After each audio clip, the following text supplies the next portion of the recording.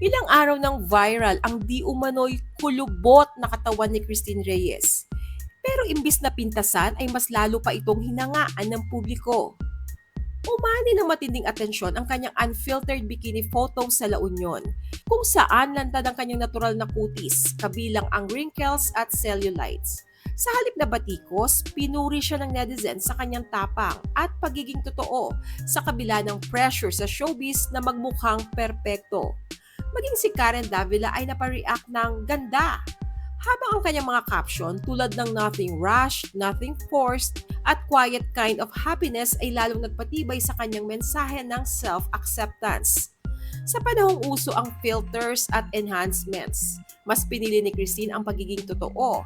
Isang paalala na ang tunay na ganda ay hindi nasusukat sa pagiging perpekto. Ano ang masasabi nyo sa choice ni Christine na ipakita ang natural niyang ganda kaysa magparetoke para perfect ang itsura? Share your comments below.